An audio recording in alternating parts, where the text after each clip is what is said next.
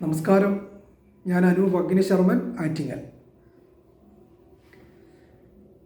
നമ്മൾ വൈനാശിക കർമ്മ കാര്യങ്ങൾ പഠിച്ചുകൊണ്ടിരിക്കുകയാണ്. അപ്പോൾ ഒരുപാട് ആളുകൾ നമ്മൾ ഈ പറഞ്ഞ വൈനാശികത്തിൻ്റെ ഫലം അവർക്ക് മനസ്സിലാവുന്നു, അവർക്ക് പെട്ടെന്ന് കാൽക്കുലേറ്റ് ചെയ്യാനായിട്ട് സാധിക്കുന്നുണ്ട്. അവർക്കിപ്പോഴാണ് എന്തുകൊണ്ടാണ് ഞങ്ങൾക്ക് ഇങ്ങനൊരു പ്രശ്നം വരാൻ കാരണം, അല്ലെങ്കിൽ എനിക്ക് ഈ സമയത്തൊരു അസുഖം വന്നു, അല്ലെങ്കിൽ ഞാൻ ഈ സമയത്ത് കടക്കെണിയിൽ പെട്ടു, ഈ ഭൂമി സംബന്ധമായിട്ട് എനിക്ക് പ്രശ്നം ഉണ്ടായതിൻ്റെ ഒരു റീസൺ മനസ്സിലായി, ഇന്ന ഒരു കാരണം കൊണ്ടാണ് ഇതിൻ്റെ പിന്നിൽ ഇങ്ങനൊരു രഹസ്യമുണ്ടായിരുന്നു എന്നൊക്കെ ആളുകൾ പറയുകയും പുതിയതായി അപ്പോയിൻമെൻ്റ് എടുക്കുന്ന ആൾക്കാർ ഈ വിഷയവുമായി ബന്ധപ്പെടുത്തിക്കൊണ്ട് അവരുടെ വീട്ടിലും അവരുടെ തൊഴിൽ മേഖലയിലുമൊക്കെ ഇങ്ങനെ പ്രശ്നങ്ങളുണ്ടായി, ഈ നക്ഷത്രക്കാർ ബന്ധപ്പെട്ടുകൊണ്ട് ഞങ്ങൾക്ക് ദോഷാനുഭവങ്ങളുണ്ടായി, സാമ്പത്തിക നഷ്ടങ്ങളുണ്ടായി എന്നൊക്കെ അവർ പറയുന്നുണ്ട്. ഇപ്പോഴാണ് അവർക്ക് ആ കാര്യങ്ങൾ ബോധ്യമാകുന്നത്, ഇതിൻ്റെ പിന്നിൽ ഇങ്ങനെയൊക്കെയുള്ള രഹസ്യങ്ങളുണ്ടായിരുന്നുവെന്ന്. അതാണ് അസ്ട്രോളജിയിൽ നമുക്ക് അറിയാത്ത ഒരുപാട് കാര്യങ്ങളുണ്ട്. അപ്പോൾ നമ്മൾ അറിഞ്ഞതൊന്നുമല്ല, അസ്ട്രോളജിയിൽ അറിയാത്ത ഒരുപാട് കാര്യങ്ങൾ അസ്ട്രോളജിയിലുണ്ട്. അപ്പോൾ ജ്യോതിശാസ്ത്രമെന്ന് പറയുന്നത് വലിയൊരു കടലാണ്, അതുപോലെ തന്നെ എളിമയുമാണ്. വളരെ എളിമയായ രീതിയിൽ നമുക്ക് ജ്യോതിഷത്തെ പഠിക്കാനും മനസ്സിലാക്കാനും സാധിക്കണം. അപ്പം ജ്യോതിഷം പല രീതിയിൽ നമുക്ക് ചിന്തിക്കാം. ഭയങ്കരമായ രീതിയിൽ കാൽക്കുലേറ്റ് ചെയ്ത് കണക്ക് കൂട്ടി 326 317 ഇങ്ങനെ കാൽക്കുലേറ്റ് ചെയ്ത് എടുക്കുന്ന ക്രിയകൾ നമുക്ക് ചിന്തിക്കണം. ലഗ്നത്തിൽ ചെന്ന നാഴിക വിനാഴികളാക്കി 30 കൊണ്ട് കാണിച്ച് രാശിപ്രമാണത്താൽ ഹരിക്കണം, കാരണഫലം തീയതി. ഇത് നാഴിക കണക്കിൻ്റെ വേറെ ഒരു നിയമം. എന്നാൽ ഇതിനെക്കാട്ടിലൊക്കെ ലളിതമായ രീതിയിൽ, സിമ്പിളായ രീതിയിൽ ജ്യോതിഷം പഠിക്കാനും അത് കൈകാര്യം ചെയ്യാനും പറ്റുന്ന രീതികളുമുണ്ട്. അപ്പോൾ നമുക്ക് ഒരു രീതി മാത്രമല്ല നമുക്ക് ജ്യോതിഷത്തെ എടുക്കാവുന്നത്. അപ്പം നന്നായിട്ട് കൈകാര്യം ചെയ്യുക. നമുക്കറിയാവുന്ന മേഖലകളിൽ നമ്മൾ അതിനെ വിദഗ്ധമായ രീതി, ഗഹനമായ രീതി ചിന്തിച്ച് കാൽക്കുലേറ്റ് ചെയ്ത് വ്യക്തമായിട്ട് മനസ്സിലാക്കി അത് പഠിക്കുകയും മറ്റുള്ളവർക്ക് പറഞ്ഞു കൊടുക്കുകയും ചെയ്യണം. അപ്പോഴാണ് നമുക്ക് ഈ ജ്യോതിശാസ്ത്രത്തിൻ്റെ ആഴം, അതുകൊണ്ട് നമുക്കും പ്രയോജനം ഉണ്ടാകും, നമ്മൾ പറഞ്ഞു കൊടുക്കുന്നവർക്ക് അതുകൊണ്ട് പ്രയോജനം ഉണ്ടാകും. നമ്മളൊരു വഴികാട്ടി മാത്രമായിരിക്കണം. നമ്മളല്ല ഈ പ്രശ്നങ്ങൾ തീർക്കുന്നത്. അവരുടെ കർമ്മയ്ക്കനുസരിച്ചുകൊണ്ട് ജഗതീശ്വരൻ അവർ ചെയ്യുന്ന പ്രവൃത്തിക്ക് റിസൾട്ട് കൊടുക്കണം. നമ്മളതിനൊരു വഴികാട്ടി മാത്രമായിരിക്കണം. പല ജ്യോതിഷികളും ഇപ്പം ശാസ്ത്രം കൈകാര്യം ചെയ്യുന്ന ആൾക്കാർ അവരവർ തന്നെ അങ്ങ് ദൈവമായി മാറുക. നമ്മളൊരു ശാസ്ത്രത്തെ നമ്മൾ മനസ്സിലാക്കി നമ്മളത് നന്നായിട്ട് കൈകാര്യം ചെയ്യുമ്പോൾ അഹങ്കാരം എന്ന് പറയുന്നൊരു കാര്യം ഈ മേഖലയിൽ പ്രവർത്തിക്കുന്നവർക്ക് ഇപ്പോൾ പൊതുവെ കണ്ടുവരാറുണ്ട്. ഇങ്ങനെ സംഭവിക്കുമ്പോഴാണ് എന്ത് പറ്റുക, മറ്റുള്ളവരെ നമ്മൾ കളിയാക്കുക, മറ്റുള്ള ജ്യോതിഷികളെ കൊച്ചാക്കുക, ഞാനാണ് വലിയ സംഭവം എന്ന് പറയുക. അങ്ങനെയൊന്നും ജ്യോതിഷം കൈകാര്യം ചെയ്യുന്ന ആൾക്കാർ പറയരുത്. നമ്മളെപ്പോഴും എളിമയായ രീതി വേണം ജ്യോതിഷത്തെ നോക്കിക്കാണാൻ. എത്ര കണ്ട് ജ്യോതിഷത്തെ നമ്മൾ താന്നു നിൽക്കുന്നോ അത്ര കണ്ട് ജ്യോതിഷം നമുക്ക് വർക്കായി വരും. കാരണം ഇത് ഗുരുസിദ്ധമായ ശാസ്ത്രമാണ്, ഗുരുകടാക്ഷം എപ്പോഴും ഉണ്ടാകണം. അപ്പോൾ ഈശ്വരൻ്റെ മുന്നിൽ നമ്മൾ വളരെ എളിമയോടുകൂടി നിന്ന് വേണം ജ്യോതിഷത്തെ പറയാനായിട്ട്.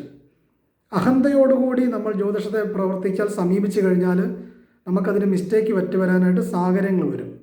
നമ്മൾ ദൈവത്തെ അഭയം പ്രാപിച്ച്, ഗുരുക്കന്മാരെ അഭയം പ്രാപിച്ച് നമ്മൾ ആ ജ്യോതിഷത്തെ കൈകാര്യം ചെയ്യുമ്പോൾ നമ്മുടെ ബുദ്ധിക്ക് പോലും ചെറിയൊരു മിസ്റ്റേക്ക് പറ്റിയാൽ പോലും സാക്ഷാൽ ഈശ്വരൻ നമ്മളെ അത് കറക്റ്റ് ചെയ്ത് റൂട്ട് കറക്റ്റായിട്ട് തരും.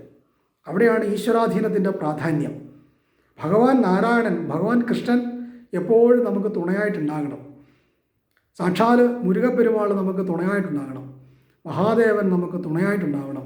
അപ്പോൾ കുലദൈവം നമുക്ക് തുണയായിട്ടുണ്ടാകണം. നവഗ്രഹങ്ങളും നക്ഷത്രങ്ങളും നമുക്ക് തുണയായിട്ടുണ്ടാകണം. ഇവരെ എല്ലാവരെയും നമുക്ക് ആത്മാർത്ഥമായിട്ട് പ്രാർത്ഥിച്ച് നമ്മുടെ വാക്കിന് ശക്തി ഉണ്ടാവണം. ഞാൻ പറയുന്ന കാര്യങ്ങൾ സത്യമായി ഭവിക്കണം. പിഴവുകൾ ഉണ്ടായാൽ അതിനെ പരിഹരിച്ച് സത്യമായ രീതിയിൽ അവരുടെ പ്രശ്നത്തിന് സൊല്യൂഷൻ ഉണ്ടാകാൻ നീ എൻ്റെ നാവിൽ വിളയാടണം. സരസ്വതി കടാക്ഷം എൻ്റെ നാവിൽ വിളയാടണം. സത്യം എൻ്റെ നാവിൽ വിളയാടണം. നവഗ്രഹങ്ങൾ എൻ്റെ ചുറ്റും നിന്ന് എനിക്ക് തുണയായി വന്ന് ഈ കാര്യങ്ങളെ വ്യക്തമാക്കി കൊടുക്കണമെന്നുള്ള ആത്മാർത്ഥമായിട്ടുള്ള പ്രാർത്ഥനയെല്ലാം കഴിച്ചതിന് ശേഷമായിരിക്കണം നമ്മൾ ജ്യോതിശാസ്ത്രത്തിലേക്ക് കടക്കാൻ. അങ്ങനെ പറയുന്ന ശാസ്ത്രം ഒരിക്കലും പിഴക്കില്ല. ഇതതിൻ്റെ ഒരു നിയമമാണ്. അപ്പോൾ വൈനാശിക കർമ്മകാര്യങ്ങളിലേക്ക് നമുക്ക് കടക്കുമ്പോൾ നമ്മൾ കുറേ കാര്യങ്ങൾ മനസ്സിലാക്കി. വൈനാശിക നക്ഷത്രം നമുക്ക് ദോഷമാണെന്നും, അപ്പം നമുക്ക് ഒരു നക്ഷത്രം വൈനാശികമായി വരുമ്പോൾ ആ വൈനാശിക നക്ഷത്രം മാത്രമായിരിക്കത്തില്ല വൈനാശികമായി വരിക. ആ നക്ഷത്രത്തിൻ്റെ അനുജന്മ നക്ഷത്രങ്ങളും നമുക്ക് വൈനാശികമായിട്ട് തീരും. ഇപ്പം അശ്വതി നക്ഷത്രത്തിന് തിരുവോണം നക്ഷത്രം വൈനാശികമാകുമ്പോൾ തിരുവോണം നക്ഷത്രത്തിൻ്റെ ഗ്രഹമായ ചന്ദ്രൻ വൈനാശികമാണ്. അപ്പോൾ ആ ചന്ദ്രൻ്റെ നക്ഷത്രങ്ങൾ ഏതൊക്കെയാണ്? രോഹിണി, അത്തം, തിരുവോണം. അപ്പോൾ രോഹിണിയും വൈനാശികമാണ്, അത്തവും വൈനാശികമാണ്. അപ്പോൾ തിരുവോണം നക്ഷത്രം പൂർണ്ണമായിട്ടും വൈനാശികമാണ്. രോഹിണിയും അത്തവും ഭാഗികമായ രീതിയിൽ വൈനാശികത്തെ ചെയ്യും. അങ്ങനെ നമുക്ക് ചിന്തിക്കേണ്ടതായിട്ടുണ്ട്. ഇത് നമ്മൾ ലഗ്നസ്ഥിതി അനുസരിച്ചുകൊണ്ട് മനസ്സിലാക്കണം. ഇപ്പം ഞാനൊരു ഉദാഹരണം പറയുകയാണെങ്കിൽ, ഇത് ഞാനിപ്പോൾ ഈ പറയുന്ന കാര്യങ്ങൾ സാധാരണക്കാർക്ക് കറക്റ്റായ രീതിയിൽ മനസ്സിലായില്ലെങ്കിലും ജ്യോതിഷ മേഖലയിലും ജ്യോതിഷം പഠിക്കുന്നവർക്കും വ്യക്തമായിട്ട് മനസ്സിലാക്കാനും അത് കാൽക്കുലേറ്റ് ചെയ്യാനും നിങ്ങൾക്ക് സാധിക്കും. അപ്പോൾ ഈ മെത്തേഡ് യൂസ് ചെയ്യണം. ഇത് കറക്റ്റായിട്ടും നമ്മൾ പറയുന്ന കാര്യങ്ങൾ 100% ഫലമായി വരുന്ന കാര്യങ്ങളാണ്. ആ മേഖലയിൽ അവർക്കൊരു പ്രശ്നം 100% വരും. അത് നിയമമാണത്. ഇപ്പം ഉദാഹരണം പറയുകയാണെങ്കിൽ, പൂയം നക്ഷത്രത്തിൽ പിറന്ന ഒരു വ്യക്തി, ആ കുട്ടിയുടെ ലഗ്നം വന്ന് ധനു ലഗ്നമാണെന്നിരിക്കെ, അപ്പോൾ പൂയം നക്ഷത്രം പിറക്കുമ്പോഴേക്കും ഭരണി നക്ഷത്രം വൈനാശികമായി വരും. അപ്പം ഭരണി നക്ഷത്രം വൈനാശികമായി വരുമ്പോൾ ഭരണി നക്ഷത്രത്തിൻ്റെ ഗ്രഹം എന്താണ്? ശുക്രനാണ്. ഒന്ന് ധനു ലഗ്നമാകുമ്പോൾ ശുക്രൻ്റെ രാശികൾ ഏതൊക്കെയായി വരും? ധനു ലഗ്നമായി വരുമ്പോൾ തുലാം രാശി 6ാം ഭാവാധിപത്യവും 11ാം ഭാവാധിപത്യവും വൈനാശിക ഗ്രഹത്തിൻ്റെ കർമ്മയായിട്ട് വരും. അപ്പം ശുക്രൻ്റെ രാശിയും വൈനാശിക കർമ്മയിൽ വേല ചെയ്യും. അപ്പം പൂയം നക്ഷത്രത്തിൽ പിറക്കുന്ന ഒരു വ്യക്തിക്ക് ശുക്രൻ വൈനാശികമായി വരുമ്പോൾ ധനു ലഗ്നം കൊണ്ട് 6ാം ഭാവവും 11ാം ഭാവമായിട്ട് വരുമ്പോൾ എന്തായിരിക്കും ഇവരുടെ സ്ഥിതി? ശുക്രൻ പെൺകൾ, 6 ശത്രു. അപ്പോൾ ഇവർക്ക് എന്ത് പറ്റും? സ്ത്രീകളുമായി ബന്ധപ്പെട്ടുകൊണ്ട് ചില ഇഷ്യൂസുകളോ പ്രശ്നങ്ങളോ അല്ലെങ്കിൽ അവർ മുഖേന മനക്കഷ്ടം ഉണ്ടാകാനോ മനപ്രയാസങ്ങളോ ഉണ്ടാവാനുള്ള സാഹചര്യങ്ങൾ ഇവർക്ക് വരും. അപ്പോൾ ഇവരെന്ത് ചെയ്യണം? സ്ത്രീകളുമായിട്ട് ബന്ധപ്പെടുന്ന കാര്യങ്ങൾ ഇവർ വളരെയേറെ ശ്രദ്ധിക്കണം. 11ാം ഭാവം എന്താണ്? നമ്മുടെ വരവിൻ്റെ സ്ഥാനമാണ്, അഭീഷ്ടത്തിൻ്റെ സ്ഥാനമാണ്. അപ്പോൾ ഇവർക്ക് എത്ര നോളജ് ഉണ്ടെന്ന് പറഞ്ഞാലും ഇവരിലേക്ക് ആ അഭീഷ്ടങ്ങളും ധനവരവുകളും വരുന്നതിനൊക്കെ ഇവർക്കൊരു പ്രശ്നമായിരിക്കും, അലച്ചിലായിരിക്കും. നന്നായിട്ട് ഇവർക്ക് ജ്ഞാനം ഉണ്ടെന്ന് പറഞ്ഞാലും ഇത് വർക്കാവാണ്ട് ഇവർ ശരിക്ക് കിടന്ന് വലയും. ഇതൊക്കെ ഇങ്ങനെ അനുഭവിച്ചായിരിക്കും ഇവർ ഡെവലപ്പായിട്ട് വരിക. ശുക്രൻ എന്ന് പറയുന്ന ഗ്രഹം എന്താണ്? വാഹനം. അപ്പോൾ ഇവർക്ക് എന്ത് പറ്റും? വാഹന സംബന്ധമായി ബന്ധപ്പെട്ടുള്ള ചില പ്രശ്നങ്ങൾ വരും. ശുക്രൻ എന്ന് പറയുന്ന ഗ്രഹം എന്താണ്? വിവാഹകാരകനാണ്. അപ്പോൾ ഇവർക്ക് വിവാഹം നടക്കാനായിട്ട് കാലതാമസം വരും. വിവാഹം നടന്നാലും എന്ത് പറ്റും? ഭാര്യാഭർത്തൃ ജീവിതങ്ങൾ ഇവർക്ക് സാറ്റിസ്ഫൈഡ് ആയിരിക്കില്ല. ശുക്രൻ എന്ന് പറയുന്ന ഗ്രഹം വീടിൻ്റെ കാര്യത്തെപ്പറ്റി ചിന്തിക്കണം. അപ്പോൾ എന്ത് പറ്റും? ഇവർക്ക് വീട് സംബന്ധമായിട്ട് പ്രശ്നം വരും. ഭൂമി മേടിക്കുന്നതിന് പ്രശ്നം, വീട് വെക്കാനായിട്ട് താമസം വരിക, വീട് വെച്ചെന്ന് പറഞ്ഞാൽ എന്തെങ്കിലും മുടങ്ങിക്കിടക്കുക, പൂർത്തീകരിക്കുന്നതിന് കാലതാമസം വരിക, അവിടെ താമസിച്ചാൽ ഒരു സമാധാനക്കേടുണ്ടാവുക. ഇതൊക്കെ എന്ത് പറ്റും? ഈ വൈനാശികം അവിടെ വേല ചെയ്യും. അപ്പോൾ ശുക്രൻ മാത്രമല്ല, ആ ഭാവവും ഇവർക്ക് വേല ചെയ്യും. അപ്പോൾ ശുക്രൻ എന്ന് പറയുന്ന ഗ്രഹം ഇവർക്ക് ഏത് രാശിയിൽ നിൽക്കുന്നു? അപ്പോൾ ധനു ലഗ്നത്തിന് ഇപ്പോൾ ശുക്രൻ 2ാം ഭാവത്തിലാണ് നിൽക്കുന്നതെങ്കിൽ ഇവർക്ക് എന്ത് പറ്റും? ഇവർക്ക് വാക്ക് സംബന്ധമായിട്ട് പ്രശ്നം വരും. ഇവരുടെ വാക്കിനെ പിഴപ്പിക്കും. ഇവർ നല്ലത് എന്ന് പറയുന്ന കാര്യങ്ങൾ മറ്റുള്ളവർ കറക്റ്റായ രീതി എടുക്കില്ല. അതുകൊണ്ട് ഇവരുടെ വാക്ക് എപ്പോഴും പ്രോബ്ലംസ് ആയിരിക്കും. വഴക്ക് പ്രശ്നങ്ങളൊക്കെ ഇവരുടെ വായിൽ നിന്നും ഉണ്ടാവാനായിട്ട് ഇടവരും. വാ സംബന്ധമായിട്ട്, പല്ല് സംബന്ധമായിട്ട്, നാക്ക് സംബന്ധമായിട്ട്, കഴുത്ത് സംബന്ധമായിട്ടൊക്കെ ഇവർക്ക് പ്രശ്നം വരാനായിട്ട് ഇടവരും. രണ്ടാം ഭാവം കണ്ണിൻ്റെ സ്ഥാനമാണ്. അപ്പോൾ ഇവർക്ക് എന്ത് പറ്റും? നേത്ര സംബന്ധമായിട്ട് ബാധിപ്പ് വരാൻ ഇടവരും. രണ്ടാമിടം ധനസ്ഥാനമാണ്. ഫിനാൻഷ്യൽ കടങ്ങളും പ്രോബ്ലംസുകളും നേരിടാൻ അനുഭവം വരും. മൂന്നാം ഭാവത്തിലേക്ക് വന്നാൽ എന്തായിരിക്കും അവസ്ഥ? സഹോദര സ്ഥാനമാണ്. അപ്പോൾ എന്ത് പറ്റും? ബന്ധുക്കൾ, സഹോദരങ്ങൾ തമ്മിൽ പ്രോബ്ലംസ് വരും. ഒന്ന് പിരിഞ്ഞു നിൽക്കാനുള്ള കർമ്മ വരും. വിജയത്തിൻ്റെ സ്ഥാനമാണ്. അപ്പോൾ നമുക്ക് ഉയർന്ന് മേലോട്ട് കയറുന്നതിന് പ്രോബ്ലംസ് വരും. നാലാമിടം വീട്, അമ്മയാണ്. അമ്മയുടെ ഹെൽത്ത് പ്രോബ്ലംസ് ആയിരിക്കും. അമ്മയുമായിട്ടൊരു കശപ്പ് വരും. അമ്മയിൽ നിന്ന് അകന്ന് നിൽക്കാനുള്ള കർമ്മ വരും. വണ്ടി, വീട് ഇത് സംബന്ധിച്ച പ്രശ്നങ്ങൾ വരും. അഞ്ചാം ഭാവത്തിലാണെങ്കിലോ, അഞ്ചാം ഭാവം വിദ്യാഭ്യാസത്തിൻ്റെ ഭാവമാണ്, പൂർവ്വജന്മ സ്ഥാനത്താണ്. അപ്പോൾ ഇവരുടെ പൂർവ്വജന്മത്തിൽ എന്തുണ്ടാവും? ശുക്രനായതുകൊണ്ട് പെൺകളാണ്. ഇവർ ഉറപ്പായിട്ടും പെൺകളെ ദ്രോഹിക്കുകയോ പെൺകളെ അവരുടെ ശാപം വാങ്ങുകയോ അവരിൽ നിന്നും ഉപദ്രവങ്ങൾ നേരിടാനുള്ള അനുഭവങ്ങൾ അതുകൊണ്ട് ഇവർക്ക് നേരിടാൻ ഇടവരും. കുട്ടികളുടെ സ്ഥാനമാണ്. അപ്പോൾ എന്ത് പറ്റും? ഇവർ കുട്ടികളാൽ പ്രശ്നം വരും. കുട്ടികൾ ജനിക്കുന്നതിന് പ്രശ്നം. കുട്ടികൾ ജനിച്ചാൽ അവരിൽ നിന്ന് ഇവർക്കൊരു സുഖക്കേടുണ്ടാവും. അപോഷം സംഭവിക്കാവുന്ന കർമ്മങ്ങൾ ഇതൊക്കെ വരാം. ആറാമിടം ശത്രു, രോഗം, കഠിനമായ രീതിയിലുള്ള അധ്വാനങ്ങൾ ആറാമിടത്ത് നിന്നാലുണ്ടാവും. അപകടങ്ങൾ, ആക്സിഡൻ്റ് ഉണ്ടാവും. വാഹന വിപത്തുണ്ടാവും. ഏഴാം ഭാവത്തിൽ നിന്നാൽ എന്ത് പറ്റും?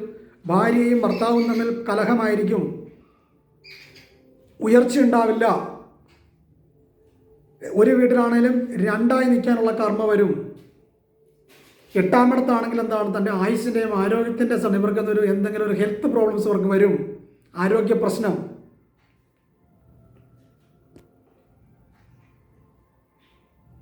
ആരോഗ്യം സംബന്ധിച്ച ബുദ്ധിമുട്ടുകൾ ഇവർക്കുണ്ടാവും.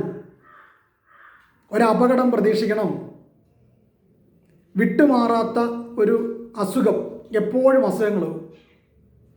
ഒമ്പതാമിടത്താണെങ്കിൽ അച്ഛൻ്റെ ജീവിതത്തിൽ പ്രശ്നമായിരിക്കും. അച്ഛനുമായിട്ട് ശണ്ടയായിരിക്കും. ഭാഗ്യത്തിന് കുറവായിരിക്കും. പത്താണെങ്കിൽ തൊഴിലിൽ എത്ര ശ്രമിച്ചെന്ന് പറഞ്ഞാൽ ഉയരാൻ ഇവർക്ക് സാധിക്കില്ല. അലച്ചിലായിരിക്കും. തൊഴിൽ കൊണ്ടുള്ള ഗുണമുണ്ടാവില്ല. 11ാം ഭാവത്തിലാണെങ്കിൽ നമ്മളിലേക്ക് എത്തിച്ചേരേണ്ട കാര്യങ്ങളൊന്നും കറക്റ്റായിട്ട് നമ്മളിലേക്ക് എത്തിച്ചേരില്ല. നമ്മൾ ഇതുമായിട്ട് അലയേണ്ടി വരും. 12ാം ഇടമാണെങ്കിൽ എന്താണ്? വരുന്നതെല്ലാം നഷ്ടപ്പെട്ടു പോകും. ഒരിക്കലും നമുക്ക് ഡെവലപ്പ് ആവാനായിട്ട് പറ്റില്ല. പോലീസ് സ്റ്റേഷനിൽ കയറാനുള്ള കർമ്മ വരും. കോർട്ടിൽ കയറാനുള്ള കർമ്മ വരും. നാഡീ സംബന്ധമായിട്ട് എന്തെങ്കിലും പ്രശ്നങ്ങൾ വരും. സെക്ഷൽ ലൈഫ് സക്സസ് ആയിരിക്കത്തില്ല. ഇങ്ങനെയുള്ളതായ പല പ്രശ്നങ്ങളും നമുക്ക് ചിന്തിക്കേണ്ടതായിട്ട് വരും. ഇത് ലഗ്നപ്പടിയും ചിന്തിക്കണം. അതുപോലെ തന്നെ പൂയം നക്ഷത്രത്തിൻ്റെ ഫലമാകുമ്പോഴേക്കും കർക്കിടകം രാശിയാണ്. ആ കർക്കിടകം രാശി കൊണ്ടും നമ്മൾ ചിന്തിക്കണം. ലഗ്നം കൊണ്ടും ചന്ദ്രലഗ്നം കൊണ്ടും ചിന്തിക്കണം. അതായത് ലഗ്നം കൊണ്ടും നക്ഷത്രം കൊണ്ടും ചിന്തിക്കണം. അപ്പം കർക്കിടകൻ രാശി ചന്ദ്രലഗ്നമായി വരുമ്പോൾ ഏതൊക്കെ ഭാവാധിപത്യം ഭവിക്കും?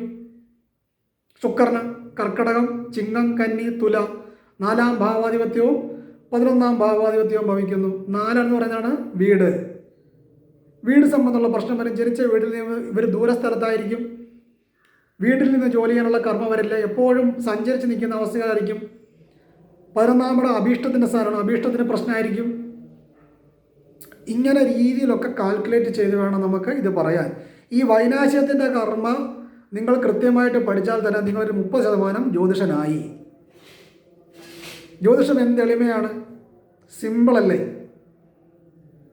ഭയങ്കരമായ രീതിയിലുള്ള ജ്യോതിഷം കൈകാര്യം ചെയ്യാൻ വളരെ എളിമയായ രീതിയിൽ നമുക്ക് ജ്യോതിഷം പഠിക്കാം. ഇതാണ് ചെറിയ മെത്തേഡെന്ന് പറയുന്ന കാര്യങ്ങൾ. നമ്മൾ കാൽക്കുലേറ്റ് ചെയ്യുന്ന രീതികളുണ്ട്. ഇതാണ് പണ്ടത്തെ ആൾക്കാർ ബ്രില്യൻ്റ് ആയിരുന്നു. അതിനകത്ത് അവർ ഇത് അരച്ച് കലക്കി കുടിച്ചിരിക്കുന്ന ആൾക്കാരാണ് പണ്ടത്തെ ജ്യോതിശാസ്ത്രം കൈകാര്യം ചെയ്യുന്ന ആൾക്കാർ. ഋഷി തുല്യരായിരുന്നു അവർ. അവർ കാൽക്കുലേറ്റ് ചെയ്യുന്ന മെത്തേഡെന്ന് പറയുന്നത് ഭയങ്കരമാണ്. അപ്പോൾ നമ്മൾ ജാതകം നോക്കുമ്പോൾ എന്താ, ഒരു കുട്ടി ജീവിതത്തിൽ ഒരു ജാതകം നോക്കുമ്പോൾ നമുക്ക് ഒരു കുട്ടിയുടെ നാശം ഉണ്ടാകുക, 5ാം ഭാവത്തിന് കൊണ്ട് നമ്മൾ ആ ഗ്രഹം അവിടെ നിൽക്കുന്നു, മറ്റേ ഗ്രഹം ഇങ്ങനെ നിൽക്കുന്നു. നമ്മളിതെല്ലാം കണക്കൂട്ടി ചിന്തിക്കണം. പെട്ടെന്ന് കാൽക്കുലേറ്റ് ചെയ്യണം ജ്യോതിഷത്തിൽ. അവിടെ ചിന്തിക്കണം. അഷ്ടമാധിപനായ ആയുസിൻ്റെ സ്ഥാനം. ചെറിയ വയസ്സ് ഗ്രഹങ്ങൾ ആരാണ്? ഏതൊക്കെയാണ്? കുഞ്ഞ് വയസ്സുള്ള ഗ്രഹങ്ങൾ. സൂര്യൻ 6 വർഷം, സൂര്യൻ 6, ചൊവ്വായ്ക്ക് 7, കേതുവിന് 7, ചന്ദ്രന് 10. അപ്പം ഇതൊക്കെ ചെറിയ വയസ്സ് ഗ്രഹങ്ങളാണ്. വലിയ വയസ്സുള്ള ഗ്രഹങ്ങൾ ഏതാണ്? ബുധന്, ശനി, വ്യാഴം, രാഹു, ഇങ്ങനെയുള്ള ഗ്രഹങ്ങൾ വയസ്സ് കൂടിയ ഗ്രഹങ്ങളാണ്. അപ്പോൾ ചിഹ്നഗ്രഹങ്ങളുമായിട്ട് അഷ്ടമാധിപന് ബന്ധമുണ്ടായാലോ ശനിക്ക് ബന്ധമുണ്ടായാലോ നമുക്കെന്ത് ചിന്തിക്കാം? ഉറപ്പായിട്ടും അവരുടെ വീട്ടിൽ ചെറിയ വയസ്സിൽ മരണപ്പെട്ടു പോയിരിക്കുന്ന ആൾക്കാരുണ്ടാവും. കാരണം അഷ്ടമം ആയുസ്സിൻ്റെ സ്ഥാനം. ചിഹ്ന വയസ്സ് കുട്ടികൾ ഇവരുമായിട്ട് ജോയിൻ്റ് ഉണ്ടെങ്കിൽ ഉറപ്പായിട്ടും അവരുടെ കുടുംബത്ത് കൊച്ചു പിള്ളേർ മരണപ്പെട്ടിട്ടുണ്ടാവും. ഏറ്റവും വയസ്സ് കൂടിയ ഗ്രഹം ഏതാണ്? ശുക്രൻ. ശുക്രനാണ് 20 വർഷം. ഏറ്റവും കൂടിയ വയസ്സ് കൂടിയ ഗ്രഹമാണ് ശുക്രൻ. അഷ്ടമാധിപനും ശുക്രനും തമ്മിൽ ഒന്നിച്ച് നിന്നാൽ, അതായത് ശനിയും ശുക്രനും തമ്മിൽ ഒന്ന്, കാരണം ശനി ആയുസ്സിൻ്റെ കാരനാണ്. അപ്പോൾ ശനിയും ശുക്രനും ഒന്നിച്ച് നിന്നിട്ടുണ്ടെങ്കിൽ, ഒരു ജാതിൽ ജോയിൻ്റായിട്ട് നിൽക്കുന്നുണ്ടെങ്കിൽ 90 വയസ്സിന് മേളിൽ ജീവിച്ചിരിക്കുന്ന ആൾക്കാർ അവരുടെ കുടുംബത്തുണ്ടോ എന്ന് ചോദിച്ചോ ഉറപ്പായിട്ടുണ്ടാവും. അഷ്ടമാധിപനായ നമ്മുടെ ലഗ്നത്തിൻ്റെ അഷ്ടമാധിപനായ ഗ്രഹവും ശുക്രനും തമ്മിൽ ഒന്നിച്ച് നിൽക്കുന്നുണ്ടെങ്കിൽ ചോദിച്ചു നോക്കിയും അവരുടെ വയസ്സിൽ 90 വയസ്സിന് മേളിൽ ജീവിച്ചിരിക്കുന്ന ആൾക്കാർ അവരുടെ കുടുംബത്തുണ്ടാവും. എന്തെളിമയാണ്! സിമ്പിളല്ലേ ജ്യോതിഷം? ഇതുപോലെ പല കാര്യങ്ങളുണ്ട്. ഇത് നമ്മുടെ മുൻപുള്ള ആൾക്കാർ, ലെജൻഡായിട്ടുള്ള ആൾക്കാർ ജ്യോതിഷത്തെ ജാതകം ഒന്ന് നോക്കിക്കഴിഞ്ഞാൽ തന്നെ അവർക്ക് കറക്റ്റായ രീതിയിൽ കാര്യങ്ങൾ മനസ്സിലാവും. ആ രീതിയിൽ നമ്മൾ പഠിക്കണം. എൻ്റെ ഇടയ്ക്ക് തന്നെ എത്രയോ ആൾക്കാർ ജ്യോതിഷം നോക്കിയിട്ടുണ്ട്. ഞാൻ പറയുന്ന കാര്യങ്ങൾ കൃത്യമായ രീതിയിലുള്ള കാര്യങ്ങൾ ആണോ അല്ലയോ എന്ന് അവർ പറയട്ടെ. അതാണ് ജ്യോതിഷത്തിൻ്റെ മഹത്വം. ജ്യോതിഷം സത്യമാണ്. നമുക്ക് പിഴയ്ക്കാം, ജ്യോതിഷം പിഴയ്ക്കില്ല. നമ്മൾ നന്നായിട്ട് പഠിച്ചത് അവതരിപ്പിച്ചാൽ എല്ലാവർക്കും നല്ലത് വരും. അത് കൈകാര്യം ചെയ്യാൻ നമുക്കും നല്ലത് വരും. ഇതുകൊണ്ട് മറ്റുള്ളവർക്കും പ്രയോജനമുണ്ടാകും. എപ്പോഴും ഈ വൈനാശ്യത്തിൻ്റെ കർമ്മ ഈ രീതിയിൽ നമ്മൾ ചിന്തിക്കണം. വേറെ ഒരു മെത്തേഡുമായിട്ട് നമുക്ക് വീണ്ടും കാണാം. നന്ദി, നമസ്കാരം.